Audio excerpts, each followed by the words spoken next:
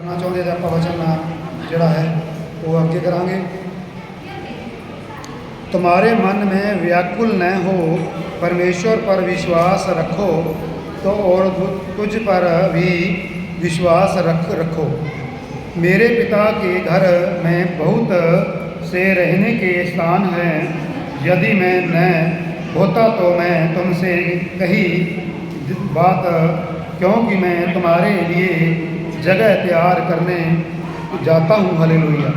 परमेश्वर प्रभु जी आपां नूं कहंदा है, जो मेरे पिता के घर विच जगह ना होंदी तो मैं तुहानूं नहीं कहंदा सी। मेरे पिता ने जो जगह तुहाडे लिए तैयार है, ये मैं तां कह रहा हूँ। मैं तुहाडे लिए होर जगह तैयार करूँगा, मेरे पिता दे कोल जाऊँगा तो मैं तुहाडे लिए ये जगह तैयार करूँगा भी तुसीं मेरे कोल ही रह सको, भी तुसीं मेरे कोल रह सको।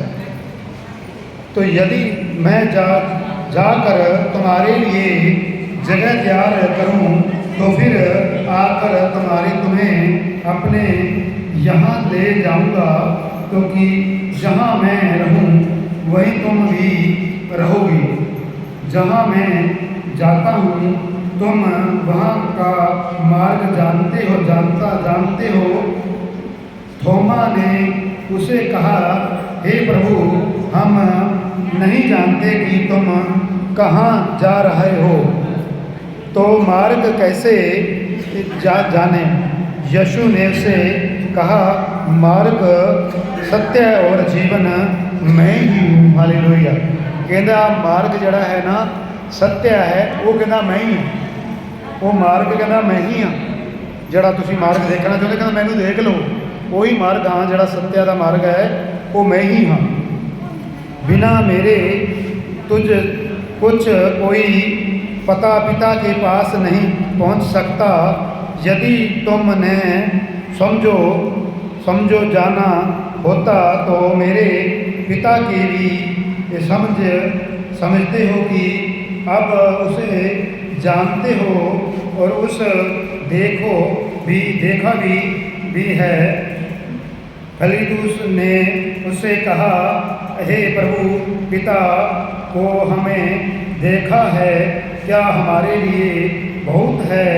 यीशु ने उससे कहा, हे फिलिप्पुस, मैं इसे इतने दिन में तुम्हारे साथ हूँ और क्या तुम मुझे नहीं जानते। हालेलुया। तब प्रभु जी कहते मैं इन्ने दिन तो तुहाडे नाल हाँ, तुसीं मैनूं नहीं जानते, तुसीं मैनूं पछाणदे नहीं मैं कौन हूँ। तो प्रभु जी क्यों कह रहे हैं ये, प्रभु जी की दस रहे हैं कि प्रभु जी कहते हैं इन्ने दिनों तो मैं लंगड़े नहीं चला रहा, तुसीं मेरे नाल नहीं हो। इन्ने दिन दे तो मैं मुर्दियां नूं उठा रहा, तुसीं मेरे नाल नहीं हो। तो उन्होंने कह रहे तुसीं मैनूं नहीं जानते, तुसीं मैनूं नहीं पछाणदे। मैं अन्नियां नूं अखियां दे रहा, लंगड़ियां नूं चला रहा, मुर्दियां नूं जिंदा कर रहा, तो फिर तुसीं मेरे नाल नहीं। ये प्रभु जी अपने चेलियां नूं, अपने बच्चों नूं दस रहे, तो तुसीं मैनूं जानदे नहीं। ये कौन काम कर रहा है, ये कौन ठीक कर रहा है, कौन है जिहड़ा तुहानूं ये अखां दे रहा है, कौन है तुहानूं मुर्दियां दे विचों उठा रहा है। तो प्रभु जी उन्होंने दस रहे हैं, मुझ देखा है, उसने पिता को देखा है। कहना जिन्होंने मैनू देखा है, कहते पिता नूं देखा है। ये कौन है जिहड़ा मैनू देख के ये विश्वास करे भी असीं पिता नूं देख लिया। ये कौन है, कहना जो मेरे पिता नूं मैनू देखता है तो मेरे पिता नूं देखता है, जिहड़ा मैनू देख लैंदा है वो पिता के दर्शन कर लैंदा है। तो ये प्रभु जी अपने बच्चों को सुझाव दे रहे हैं तो समझा रहे हैं। क्या कहता है कि पिता को हमें देखा है, क्या विश्वास नहीं है।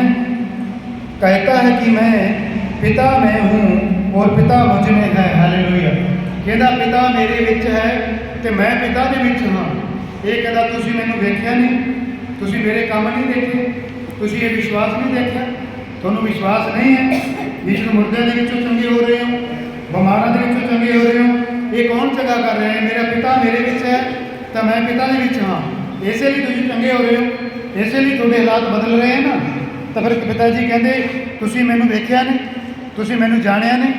तो ये बच्चे आपां नूं पिताजी समझा रहे हैं, आपां नूं जानना चाहिए, आपां नूं समझना चाहिए, विश्वास करना चाहिए। परमेश्वर ने कहा जो वचन है मेरे पिता का ये बिल्कुल सच है भी तुसी जानना चाहिए, तुहानूं पछानना चाहिए। तो मुझे इसमें है तो ये बात जो मैं तुमसे कहता हूँ अपनी ओर से नहीं कहता, परंतु पिता मुझ में रहता है और अपने काम करता है। हालेलुया। तो बच्चों तुसी वेखदे हो अज तो लेके जदों तक जो संतां नबियां नूं परमेश्वर ने चुनिया, जिन्हां बच्चों ने विश्वास किया है, जिन्हां ने भरोसा किया है, तो वो परमेश्वर के काम तुसी वेखे हैं, प्रभु के काम देखे हैं। वो फिर प्रभु जी ने की किया, कहना वो मुझ में है मैं उसमें हूँ। तो विश्वास करो तो विश्वास से पाओगे, तो ढूंढो तो तुम्हें मिलेगा, विश्वास करो तुम पाओगे, खटखटाओगे तो खोल दिया जाएगा। एक तो विश्वास है प्रभु जी ने किया जिहड़ा तुसीं करोगे तो एक भरोसे के द्वारा तुसीं अगे बढ़ सकोगे। मेरे विश्वास करो कि मैं पिता में हूँ और पिता मुझ में है, नहीं तो काम ही के काम मेरे, विश्वास करो। हालेलुया। काम को देख के विश्वास करो, भरोसा करो, विश्वास करो। मैं तुम में से सच कहता हूँ कि जो मुझ पर विश्वास करता है यो काम तो मैं करता हूँ वही भी करेगा। कहना जो मैं काम करता हाँ, जो मेरे ते विश्वास करता है, मेरे नबी है या संत है, वो मेरे वाला काम वो भी करेगा। हालेलुया। क्योंकि उहदे विच मैं होवांगा, वो मेरे विच होएगा। हालेलुया। तो क्यों करेगा कि वरना उसे भी बड़े काम करेगा। तो क्यों मैं पिता के पास जाता हूँ, जो कुछ तुम मेरे नाम से मांगोगे वही मैं दूंगा, कि पुत्र के द्वारा पिता की महिमा की, यदि तुम मुझे से मेरे नाम से कुछ मांगोगे तो मैं तुम्हें दूंगा। हालेलुया। कहते तुसी मेरे नाम के द्वारा मेरे को पिता के कोलों मेरे को मंगोगे, मैं तुहानूं देऊँगा, तुहानूं खाली नहीं करूँगा, तुहानूं देऊँगा। तो यदि तुम मुझसे प्रेम रखते हो तो मेरी आज्ञा को मानो। तो मैं पिता से विनती करूँगा कि वही तुम्हारे एक और सहायक दूंगा, वह कि सदा तुम्हारे साथ रहेगा, आधा सत्य का आत्मा। हालेलुया। परमेश्वर कहता मैं थोड़े लिए एक सहायता करने वास्ते एक होर भेजूँगा। वो की होएगा? वो एक सत्य का पवित्र आत्मा होएगा। कहना मैं उन्हें तैयार करूँगा, वो थोड़ा एक सहायता करने वास्ते हमेशा थोड़े नाल रहेगा। हालेलुया। वो थोड़ी मदद करेगा, थोड़ी सहायता करेगा भी तुहानूं दिसना नहीं, तुहानूं पता नहीं चलना, वो काम सारे वो पवित्र आत्मा के द्वारा होंगे। क्योंकि वो निम्रता होएगी, वो परमेश्वर का प्यार होएगा, वो परमेश्वर का एक विश्वास होएगा, वो क्रोध नहीं होएगा, वो गुस्से नहीं होएगा, वो परमेश्वर का प्रेम वो बहुत ज़्यादा होएगा। इसलिए परमेश्वर कहता तेनों पता नहीं चलेगा कि वो पवित्र आत्मा परमेश्वर ने जड़ा मेरे लिए तैयार किया है, मेरे लिए एक सहायता करने वाला भेजा है, तो वो उत्ते विश्वास होएगा तो उसनों जरूर मिलेगा। हालेलुया।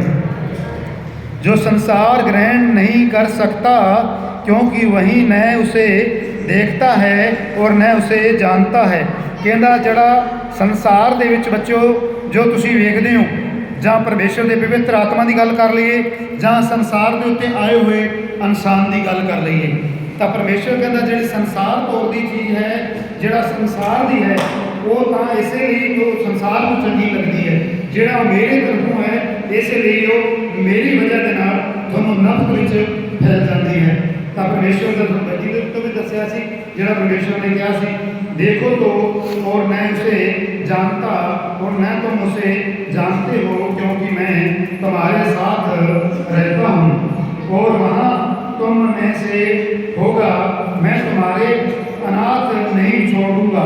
कहना मैं तुम अनाथ नहीं छोड़ूंगा, जे तुसी मेरे ते भरोसा करते हो, मेरे ते विश्वास करते हो, तो मैं तुहानूं अनाथ नहीं छोड़ूंगा, तुहानूं पवित्र आत्मा के नाल नवाजूंगा, तो थोड़ी रक्षा करूँगा, थोड़ी सहायता करूँगा। जिथे तुसी जाओगे तुहानूं ज्ञान बुद्धि बख्शी जाएगी, तो वो तुहानूं चलाएगा, तो तुहानूं वो अगे बढ़ाएगा, तो वो थोड़ी मदद करेगा। हालेलुया। जय यीशु। हालेलुया। मैं तुम्हारे पास आता हूँ और थोड़े देर रह गई है, फिर मैं संसार मुझे न देखेगा और मैं तुम में से देखोगे, इसलिए कि मैं जीवित हूँ, तुम भी जीवित रहोगे। तो उस दिन तुम जानोगे कि मैं अपने पिता में हूँ और मुझ में है और मैं तुम में हूँ। जिसके के पास मेरी आ जाएं और मेरे उन्हें मानता है, वही तुझसे प्रेम रखता है, और जो मुझसे प्रेम रखता है वही जो मेरे पिता रखेगा, और मैं उसे प्रेम रखूँगा। कहता जड़ा मेरे नाल प्रेम करता उहदे नाल मेरा पिता प्रेम करेगा, वो मेरे पिता के नेड़े होएगा। वो मेरे पिता नूं प्रेम करता, जड़ा मैनूं प्रेम करता मेरे पिता नूं प्रेम करता है। जड़ा प्रभु जी कह रहे हैं जड़ा मेरे नवी संत नूं प्रेम करता वो मैनूं प्रेम करता है, वो मैनूं प्यार करता है।